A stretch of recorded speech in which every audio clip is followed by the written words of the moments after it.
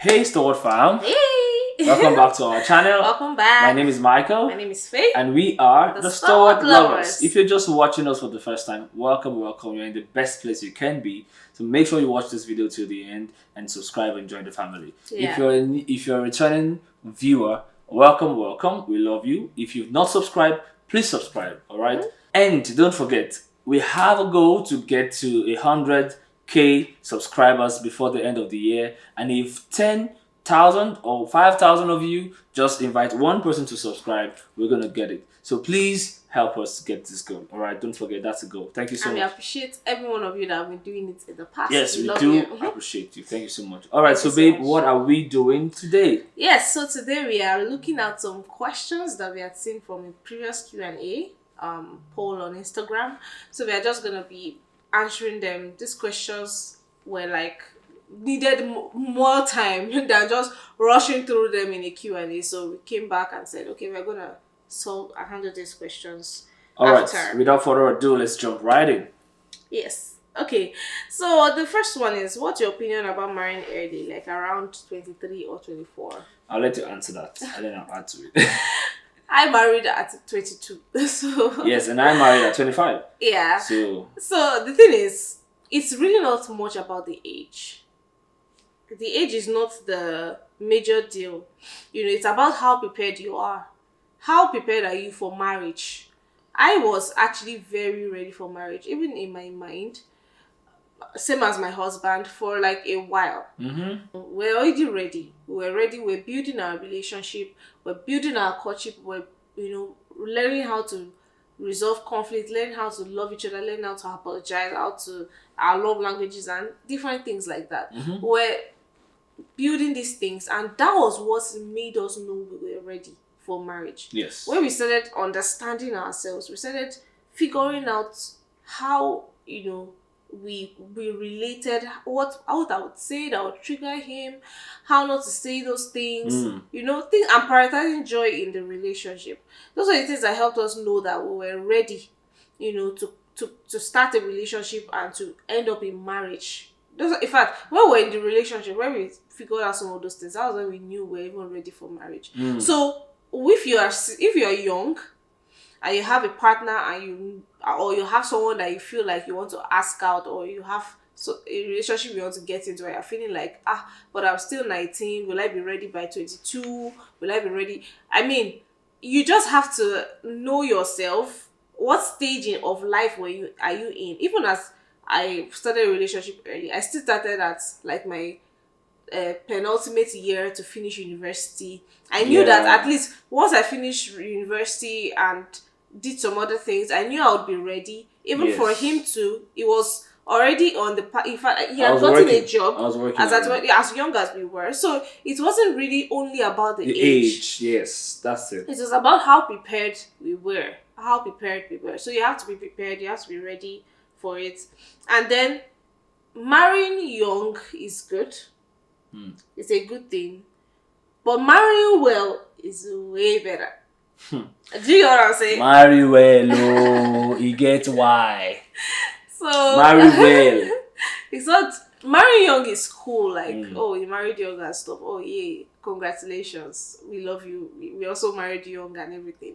But it is very important to marry well. And that's just the basic point. I think you nailed it, and I like the last point, and I want to dwell on it a little bit. Marry well, whether you are 35 or you are 21. The most important thing that should be your focus is not, I want to marry, all right, but that I want to marry well. And if that is your focus, it determines who you choose to marry. Now, note this, who you choose to marry. And then how you both choose to run your relationship or marriage. All right, so it's a very important thing. You need to marry because you believe that I'm going to marry this person and we're going to be married till the end of our life. Yeah. So if we are going to survive the end of our life, the rest of our lives, then we need to build important skills, communication skills, important understanding. And before you now finally choose wedding date, are we there yet? Yeah. Or we are always still struggling. Or this guy still doesn't listen to me. Yeah. Ladies, if you have a man in your life and you know he doesn't listen. He know they hear word, and like you can summarize him in a sentence and say, you know they hear word. Please don't choose date yet. Even if you feel convinced that he's the right person for you, let him know that I'm not ready to marry you because I don't think you are ready to be my man. Let him know that there are character issues that you not need to work on, and you to let me know the one I need to work on. Yeah. Fix your major character challenges before marriage, Yeah. so that you don't have the same story of, oh, first year of marriage, that's when you'll be fighting. It doesn't have to be that way. It doesn't have to be. All right, so that's very important. Preparation for marriage. Let's just end it there. Okay. So the second question says, for young people, what do you recommend that they have before they settle? So you mean like in terms of money, like, I or guess. finances? So let me say, after you have married, you have gotten the right person, you are doing your best. Your relationship is fine. You now want to get married. So what's the recommendation? Yes, I would say have some money, because a wedding is a project. It doesn't have to be an expensive project. I always Doesn't say have to be. there's no pressure. In fact, the first test, and let me say this without humility before God, the first test of your ability to lead your home is your ability to take charge about how much you overdo on your wedding. How much are we need to spend? If your parents invade your personal decision at your detriment, Yeah, that's wrong. that's wrong. All right. So if they tell you no, the wedding must be 50,000 capacity, that's the rule, then they should also be able to carry it. If it's going to be you that will spend that money and you really don't want to, or you really don't even have it, or you really don't have it, I mean, nobody should be able to make you do something you don't want to do. let nobody pressure That's you. the first test of your maturity. Yeah. And the first test that when you are married, your family will not intervene in your matter.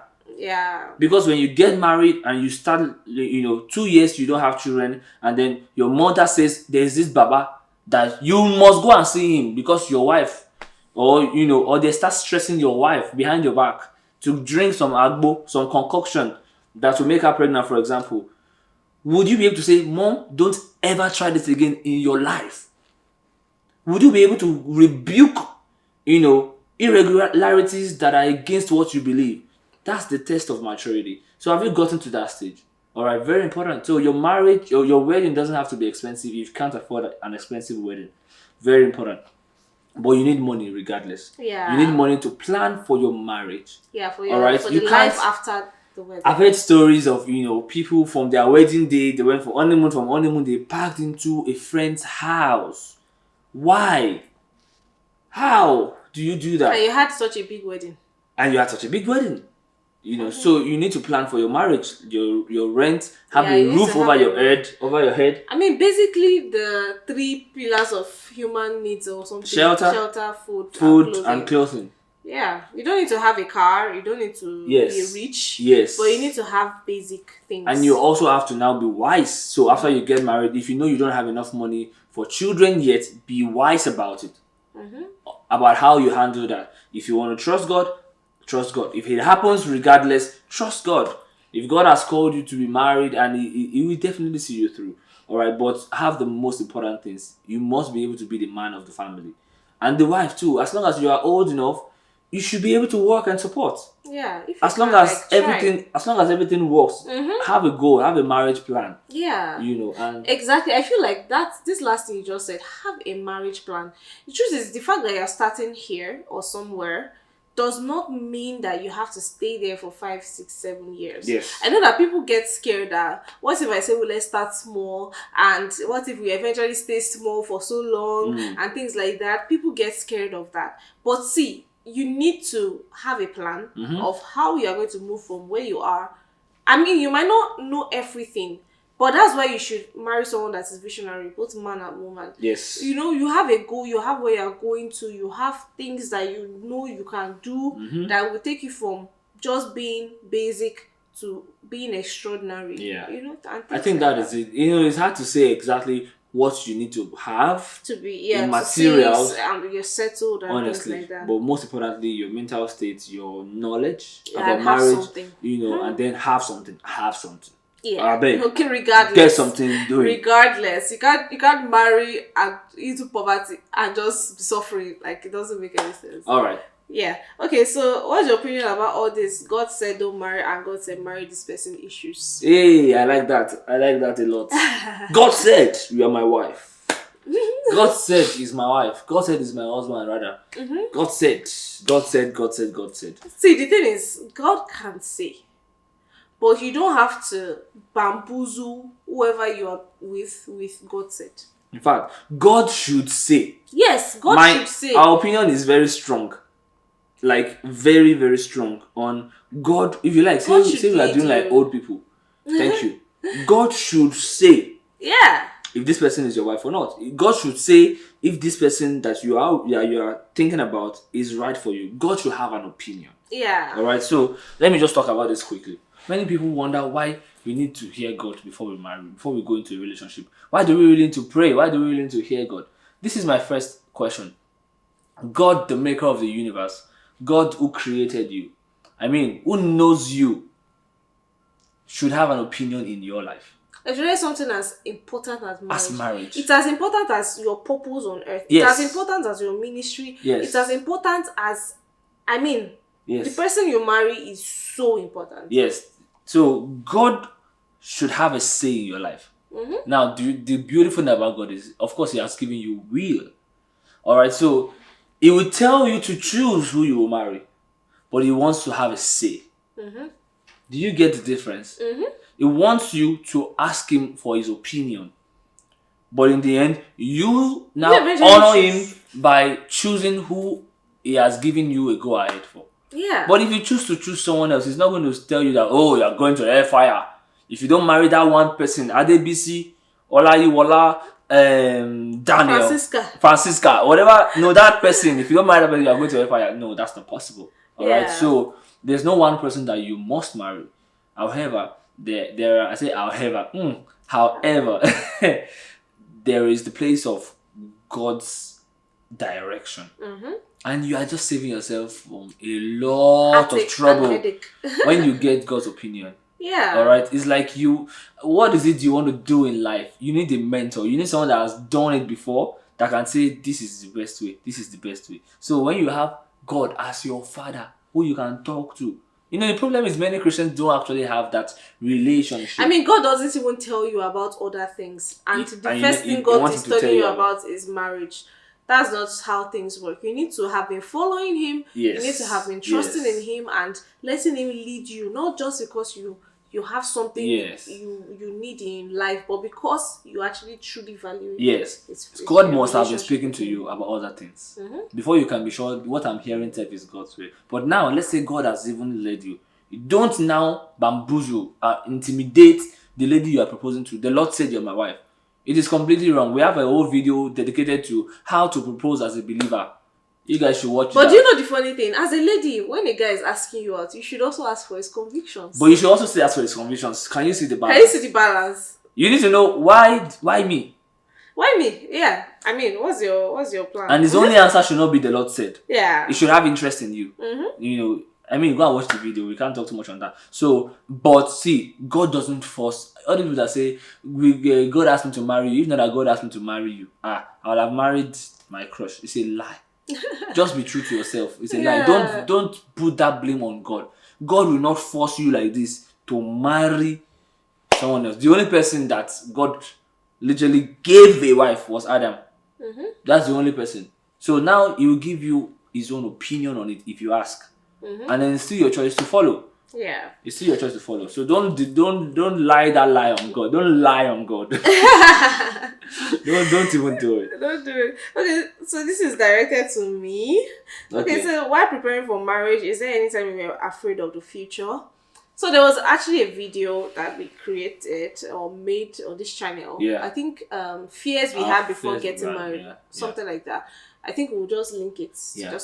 So there were a lot of things. I mentioned a lot of things. But I'll just say, like, overall, if you want to know the exact fears, you could just watch that video. But overall, I wasn't too afraid of the future, like real fears, like maybe my life will turn out somehow, or maybe I don't Maybe even this know. man will just change and become someone else, I, like a I, monster. I actually was so secure and so relaxed in the future that God was planning for me in alongside my partner, alongside Your my marriage, husband. yeah. So I was actually pretty confident. I was just afraid for flimsy things actually. Yeah. But I was pretty confident of God, and I really did not have any concrete fears. I really didn't. Yeah, I think that is it. Basically. I have nothing to say there. It's your question. Okay, so do we still have time to quickly touch this? How do you sustain fasting and prayer in marriage? Okay, in 1 minute. In marriage, fasting and prayer, I feel like, when both parties are intentionally growing individually, it's easier to spark up a fire. All right. So there's no rule to it, but it's important as a Christian to have a prayer life, to have a Bible study life, and you don't have that if you don't have a structure. So put structures to it. That okay, maybe every so day of the month we would fast, and if you can't fast till 6, we fast till 3. Just exercise yourself until you begin to get better, but be intentional about having a structure, and both of you should agree to it. Yeah. But see, feed from the same source. This helps you feed from the same source, because for example there are couples that husband attends this church, the wife attends this church, or the wife attends church, the husband does not even attend church at all. So it's difficult for such a wife to say, honey, I think we should fast and pray. It might not be in the spiritual I won't say level, but in the spiritual alertness Yeah. to discern that yes, I agree with you. And if your partner doesn't agree with you on something, it can be so difficult for you to do it alone. Yeah. You know. Yeah, and that's what I really just wanted to point out. Try and fast together. Don't fast alone. Don't feel like, oh, I want to just fast. Try and feeding from the same spiritual source could actually steer you up in your spirit in towards the same line, such that Yes. when one person suggests it that let us fast, it will be easier for the other person to say yes. Yeah, it's I true. believe we I should. believe we should. I feel it in my spirit that we should, and then you do it together, and that's it. Yeah, that's Yeah. it. That's it. Alright guys, if you enjoyed this video, please make sure you give it a thumbs up, Like it. and subscribe if you haven't. Share this video with everyone as much as possible, and subscribe below. Drop a comment, tell us something, tell us anything you feel. Tell us your about this opinion video. on the topics we discussed today as well. Yes, as well. And follow us on all our other social media handles. Instagram, Twitter, everything, blah blah blah. Just follow us on all of them. And till we come here again, Keep loving. and keep believing. We are the Stalwart Stalwart Lovers. Woo!